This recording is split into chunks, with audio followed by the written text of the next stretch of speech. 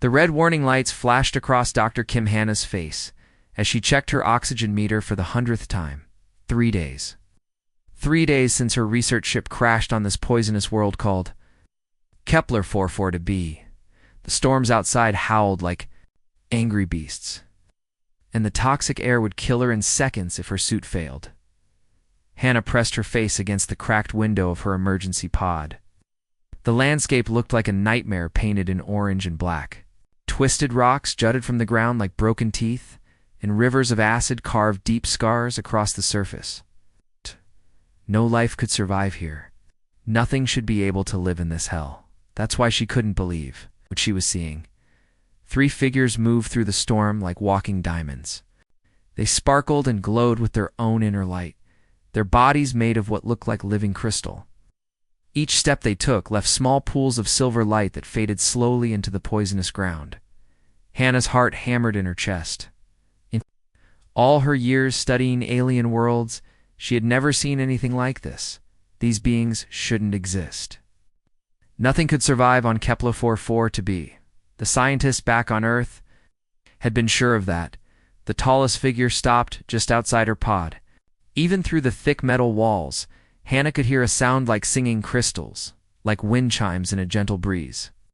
The alien was trying to communicate with her.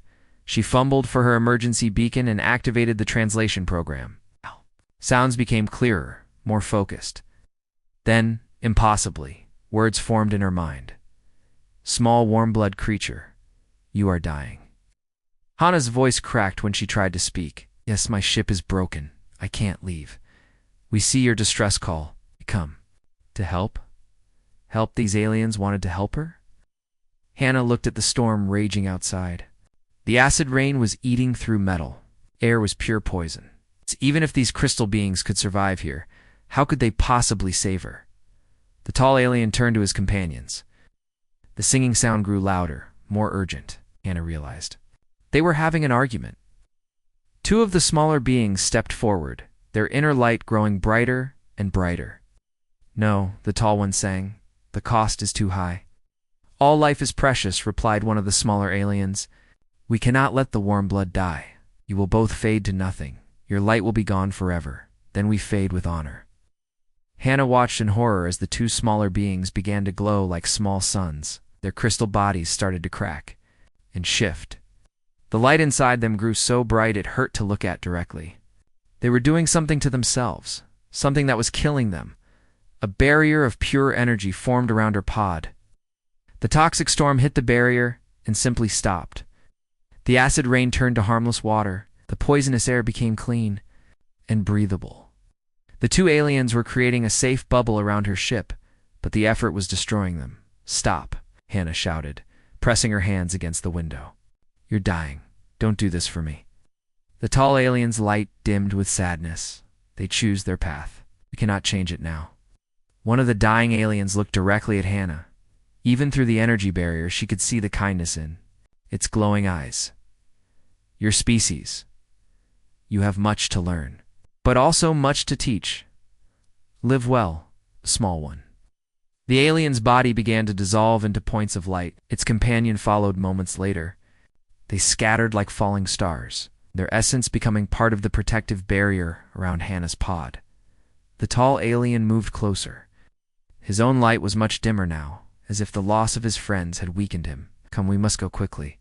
Their sacrifice will not last long. Hannah's pod door opened with a hiss. The air outside was clean and warm, held safe by the barrier created from the lives of 2 beings she had never met. Beings who had given everything to save one human. She stumbled toward the alien ship, her legs weak from 3 days of fear and rationing. The tall alien supported her gently, his crystal touch surprisingly warm. Why? She whispered as they reached his vessel. Why did they do this? You don't even know me. The alien's light pulsed slowly like a heartbeat. Are alive. Because you have a mind that thinks and dreams. Because somewhere in the vast dark of space, others like you wait for your return. That is enough. As Hannah was helped into the alien ship, she looked back at the fading barrier. The 2 aliens had completely dissolved now, their life force spent to save one human woman they had never met. The toxic storm was already beginning to seep through the weakening energy field. "I'll never forget this," she said to the tall alien. "My people, ... They'll never forget what you did." The alien's light dimmed even further, and Hannah thought she heard sadness in his crystal voice. "Your species has many troubles of its own, a small one. We do not expect to be remembered." But as the ship lifted off from the poisonous world, carrying the last human survivor toward home, Hannah made a promise to herself. Humanity would remember. They would never forget the aliens who had saved one of their own. Hannah's eyes opened, slowly, her head feeling heavy like she had been sleeping for days. The ceiling above her was not metal or plastic like human ships. Instead, it looked like the inside of a giant crystal cave, glowing with soft blue and purple light that pulsed. Like a heartbeat, she tried to sit up and gasped. Her body felt different, stronger somehow. The cuts on her hands from the crash had healed completely. Even the old scar on her arm from a childhood accident was gone. "You are awake," came a voice like distant music. "We were not sure your kind could survive our healing methods." Ahana turned her head and saw the tall alien standing beside what looked like a bed made of smooth crystal. Up close, she could see that his body was not solid crystal, but something that flowed like liquid glass, always moving and shifting. "You saved me," she said, her voice barely a whisper. "Two of my nestmates saved you," the alien replied. "I am called Harmony Zelwins." "What name do you carry?" "Small warm blood." "Kim Hannah. I'm a scientist from Earth." She paused, trying to understand what had happened. "Your friends?" "They died for me." Harmony's light dimmed. They chose to give their life essence to create the barrier. In our culture, this is the highest honor. They believed your life was worth their sacrifice. Hannah felt tears running down her face. "But why? You don't know anything about me. I could be a terrible person. I could be dangerous." "You are alive and thinking," Harmony said simply. "That is enough. All minds that can dream and learn are precious. This is the way of our people." The crystal walls around them began to show pictures like a movie playing on the ceiling. Hannah saw beautiful cities made of living crystal, with aliens like Harmony moving through them like dancers. She saw gardens where crystal trees grew in impossible spirals, and children who looked like tiny stars playing in pools of liquid light. "This is our world," Harmony explained. "Or it was. Our sun grows larger each year. Soon it will burn so hot that even we cannot survive. Our crystal cities are already cracking from the heat." "How many of you are there?" Hannah asked. "Nearly 4 million in the great cities. It's perhaps 1 million more in the outer settlements. We have known for many years that we must leave, but we do not have the ships to carry everyone." The images changed to show Harmony's people working desperately to build escape vessels. But the ships were small, able to carry only a few hundred aliens each. At this rate, most of their civilization would die before they could evacuate. "We have the knowledge to save ourselves," Harmony continued. "But we lack the resources. The materials we need exist, but they are scattered across many worlds. We do not have enough ships to gather what we need and also save our people." Hannah sat up straighter, her mind racing. "What about other alien species? Surely someone could help you." Harmony's light flickered like a sad laugh. "We have asked. Most ignore our messages. Others say they are too busy with their own problems. Some promise to help and then disappear. This is the way of the galaxy, Small Hannah. Each species cares only for itself." "That's horrible," Hannah said. "You saved me, a complete stranger. Doesn't that mean anything to them?" "To most species, it means we are weak," Harmony explained. "They believe that any race willing to die for strangers will not survive long. They are probably right." Hannah struggled to her feet, feeling angry for the first time since waking up. "You're not weak. You're the strongest beings I've ever met. It takes more courage to save someone than to let them die." "Your words are kind, but they do not build ships or create new worlds," Harmony said. "We do not expect your people to help us. Your species has its own struggles. We have watched your world from afar. You fight wars over small differences. You struggle to work together even when your planet is in danger." "You're right," Hannah admitted. "Humans are not perfect. We fight and argue and sometimes do terrible things. But we also remember kindness. When someone helps us, We help them back. It's one of the few things our entire species agrees on. Harmony's light grew brighter, almost hopeful. You truly believe your people would care about distant aliens? I know they will, Hannah said firmly. You've saved one human, and that human is going to tell everyone what you did. My people will not forget this. We will not let you die when you saved one of us. The alien was quiet for a long moment. When he spoke again, his voice was gentler. Small Hannah, your faith in your species is beautiful. But we have seen too much of the galaxy to believe that any race would risk their own safety for strangers. Then you don't know humans very well, Hannah said, standing up and walking to the crystal wall. She placed her hand against the warm surface and felt the ship's vibrations. How long until we reach Earth? 2 of your days if we travel at maximum speed. Good, Hannah said, turning back to Harmony. In 2 days, you're going to learn something new about my species. Humans never forget a debt, and we always pay what we owe. The massive assembly hall had never been so quiet. 3,000 delegates from every nation on Earth sat in complete silence, staring at the woman on the stage. Dr. Kim Hannah stood at the podium, her hand resting on a small crystal fragment that pulsed with alien light. This is proof, she said, her voice carrying to every corner of the hall. This crystal contains technology we don't understand. It's keeping me alive in ways our doctors can't explain. The aliens who saved me, they're real, and they're dying. President Lee Min-ho watched from the front row as the crystal fragment began to glow brighter. The alien device was responding to Hannah's emotions, just as she had described. Medical scans showed it was somehow improving her health, healing old injuries, even making her stronger. How many of them are there? Asked the delegate from Japan. 4 million in their main cities. Maybe 5 million total, Hannah replied. Their sun is expanding. In less than 10 years, their world will be too hot for them to survive. They need ships to evacuate everyone, but they can't build them fast enough. The Russian delegate stood up. Dr. Kim, why should we care about aliens? We have our own problems. Wars, poverty, climate change. Why should we spend money on strangers? Hannah looked directly at him. Because they didn't ask those questions when they saved me. 2 of them died to create a barrier around my ship. They could have ignored my distress call. They could have decided it was too dangerous, but they didn't. They gave their lives for one human they had never met. She pressed a button on her tablet, and the wall screens came alive with images from the alien ship. The delegates watched in amazement as crystal beings moved through their beautiful cities, their bodies glowing within her light. Look at them, Hannah said. They're not monsters or invaders. They're people just like us. They have families, children, dreams, and they're going to die because they don't have enough ships to escape. The delegate from Brazil leaned forward. What exactly are you asking us to do? Build ships, Hannah said simply. Big ships. Enough to carry 5 million beings to a new world. The aliens have given me the coordinates of planets that would be perfect for them. They just need our help to get there. Nervous laughter rippled through the hall. The delegate from Germany shook his head. Dr. Kim, do you understand what you're asking? The cost would be enormous. We would need to build the largest space fleet in human history. It would take years, maybe decades. 2 aliens died to save 1 human, Hannah replied. How much is that worth to us? President Min-ho stood up slowly. The entire hall turned to look at him.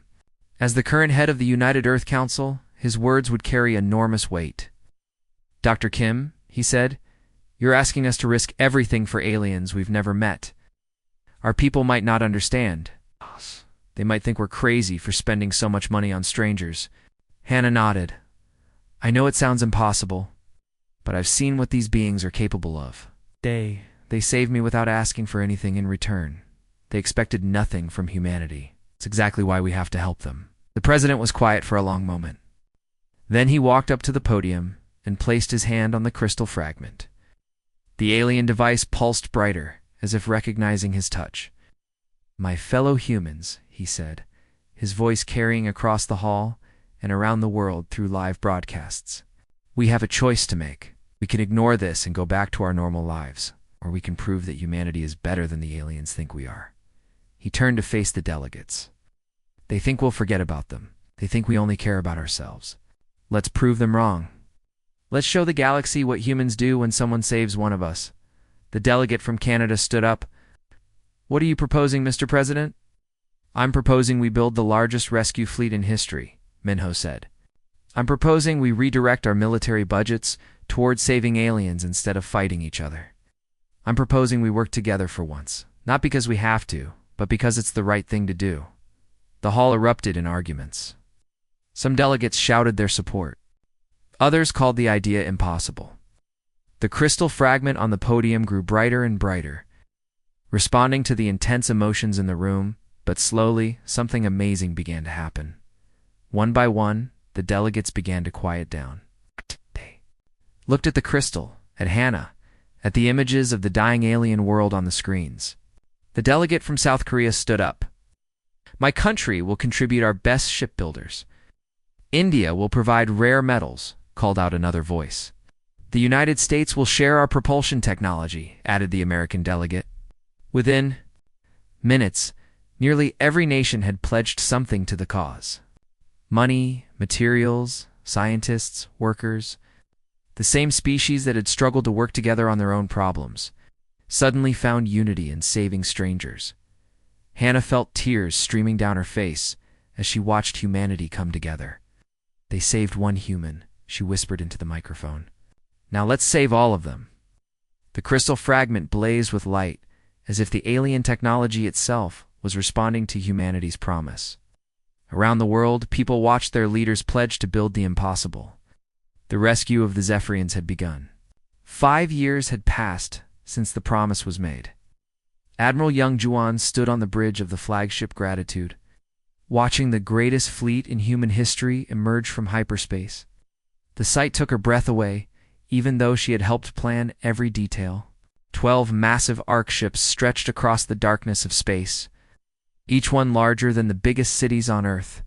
Their hulls gleamed with silver and gold, built from materials donated by every nation. Between them flew hundreds of smaller ships, escorts, supply vessels, and transport craft that had been constructed in orbital shipyards around Earth. Fleet status report, Juwan called out to her crew. All 12 ARC ships are operational, reported Commander Park Min-soo. Each one can carry 400,000 Zephyrians safely. The escort ships are ready. Supply vessels are fully loaded with food, medical supplies, and construction materials. Dr. Namyoonbi looked up from her communications console. Admiral, we're receiving a transmission from the Zephyrian homeworld. It's Harmony of Stellar Winds. Put him through, Guan ordered, the bridge filled with the crystalline music of alien speech. The translation system, perfected over 5 years of constant work, turned the sounds into words that every human could understand. Human fleet, the alien voice sang with disbelief. You have actually come, we thought. We believed you would forget us. Juwan stepped forward, speaking clearly into the communication array. Harmony of Stellar Winds. This is Admiral Yang Juwan of the United Earth Rescue Fleet. We told you we would come. Humans don't forget their debts. She could see the Zephyrian homeworld hanging in space like a dying jewel. The alien cities still sparkled with crystal light, but she could see the damage. Great cracks ran through the tallest spires. Some of the smaller settlements had already been abandoned as the expanding sun made them uninhabitable. We have prepared evacuation sites around your world, Juwan continued. Our ships can begin loading your people immediately, and we have food, medical equipment, and everything you need for the journey. The alien's voice trembled with emotion. Came to save us. All of us. We did not dare to hope. You saved one of us, Juwan replied. Now we save all of you. The evacuation began within hours. The human and Zephyrian crews worked together with careful precision. The aliens were gentle beings, their crystal bodies fragile compared to human flesh. Special environmental suits had been designed to protect them during the transfer to the ARC ship's captain. Lee Doyen watched from the loading bay of ARC Ship 7 as families of Zephyrians floated gracefully into the vessel. The alien children glowed with excitement, their inner light flickering like tiny stars. Their parents' light was dimmer, weighted with sadness at leaving their ancient home. Is it true? Asked a young Zephyrian through the translation device. Your people really built all these ships just to save us. Every human on Earth contributed something, Doyan replied. Money, materials, labor.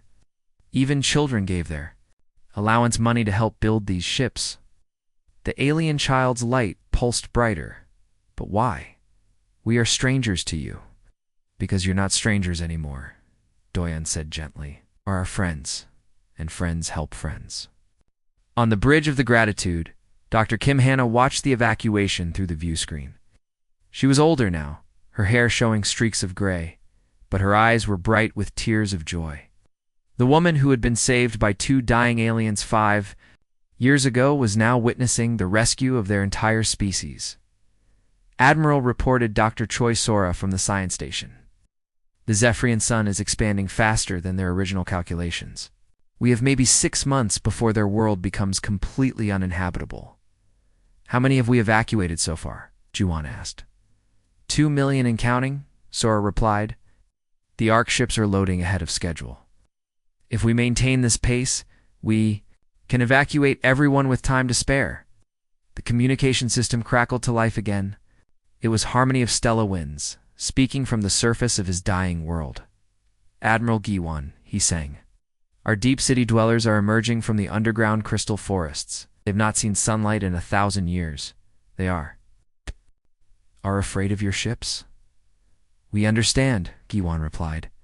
We have teams trained to work with frightened populations. We'll send our most experienced crew members down to help them. You have thought of everything, the alien leader said with wonder. Food that will not harm our crystal biology. Ships with the correct light spectrums for our comfort. Medical equipment designed for our physiology. How did you learn so much about us? Hannah stepped forward to answer. We listened to everything you told me 5 years ago. We studied every detail about your people. We wanted to do this right. But your species continues to amaze us, Harmony replied. We saved 1 human, expecting nothing in return. You have mobilized your entire civilization to save us all. Through the view screen, they could see the evacuation continuing. Streams of light moved from the crystal cities to the human ships.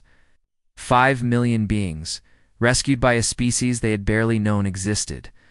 The evacuation will be complete in 3 days, Kiwan announced to her fleet. Then we head for New Zephoria. Let's bring our friends home. 20 years had passed since the great evacuation. Ambassador Kim Hannah walked slowly through the crystal gardens of New Zephoria, her white hair catching the light of the twin suns. The world humanity had chosen for the Zephyrians was more beautiful than anyone had imagined possible. Towering crystal trees grew in perfect spirals, their branches singing soft melodies in the gentle breeze. Rivers of liquid light flowed between, hills made of precious stones. The air itself seemed to shimmer with energy that made the Zephyrians' bodies glow brighter than they ever had on their old world. Grandmother Hannah? Called a young voice. She turned to see her grandson, Kim Jinho, running toward her with his best friend close behind. But his friend was not human. The young Zephyrian's name was Melody of Morning Light, and she sparkled like a tiny rainbow as she moved. We learned something amazing in school today, Jinho said, breathing hard from running. Tell her, Melody. The young alien's voice chimed like silver bells. Our teacher says that before humans came, my people thought we were alone in caring about strangers. But now we know that kindness exists in many species. Hannah smiled, kneeling down to be at eye level with the children. What else did you learn? The story of your rescue started everything, Melody replied. 2 of my ancestors gave their lives to save you, and your whole species came to save all of us. Now other aliens are starting to help each other too. It was true. Word of humanity's great rescue had spread across the galaxy. Other alien species had watched in amazement as humans spent years and enormous resources to save beings they had never met. The rescue of the Zephyrians had become a legend that changed how different species treated each other. Professor Kang wants to see you, Jinho said. He says it's important. Hannah followed the children to the research center, a beautiful building that combined human architecture with Zephyrian crystal growing techniques. Inside, she found Professor Kang Daeho working at a desk that looked like it was made of living light. Hannah, he said, looking up from his work. I have news from Earth. The Ten-3 have made contact. The Ten-3 were a species from the far edge of the galaxy. They had been fighting a terrible war with another alien race called the Vorthok for over a century. Billions had died and both species were close to extinction. They're asking for help, Kong continued. Not just from us, but from the Zephyrians too. They heard about our rescue mission, and they want to know if we can help them make peace. Hannah felt her heart racing. What did Earth say? President SEO approved it immediately, Kong replied. We're sending a joint human Zephyrian peace mission. The 10-3 specifically requested that you be part of the team. Me, but I'm just a scientist. You're the human who was saved, Kong said gently. You're the reason this all started. There's too many aliens. You're a symbol of hope. Later that day, Hannah stood in the Grand Assembly Hall where human and Zephyrian leaders met to discuss important matters. The building was a marvel of cooperation, with walls that could shift between solid crystal and transparent energy fields. Harmony of stellar winds was there. His body now blazing with the healthy light of a being in his prime. Environment of Newsophoria had added decades to his life, old friend. He sang when he saw Hannah. Are you ready for another adventure? I'm too old for adventures, she replied with a laugh. But I'm not too old to help others. The Tenthri and Vorthok have been killing each other for so long they've forgotten why they started fighting. Harmony explained. They need someone to show them that former enemies can become friends. The peace mission launched 3 months later. The ship was a new design that combined human technology with Zephyrian crystal power sources. Hannah stood on the bridge as they traveled toward the war zone, thinking about how much had changed since that day on the poisonous world. The mission was a success. The Tenthri and Vorthok signed a peace treaty in the same month. But more importantly, they began working together to help other species in their part of the galaxy. Spreading, Hannah told Harmony as they traveled back to New Zephyria. Idea that strangers can help strangers. It's that different species can work together instead of fighting. Your species started something wonderful, Harmony replied. Before humans rescued us, most aliens believed that each race could only trust its own kind. Now we know better. When they returned to New Zephyria, Hannah found children from dozens of different alien species playing together in the Crystal Gardens. New refugee ships arrived every month, carrying beings from across the galaxy who had heard about the world where humans and Zephyrians lived in peace. That evening, as the twin suns set over the Crystal City, Hannah sat with her grandson and his Zephyrian friend. They were working on a school project about galactic history. Grandmother Jinho asked, Do you think the 2 aliens who saved you knew this would happen? Hannah looked up at the stars, where ships from a dozen different species traveled safely between worlds that had once been enemies. I think they knew that one act of kindness can change everything, she said softly. They saved one human, and humanity never forgot. Now the whole galaxy remembers that we're all connected.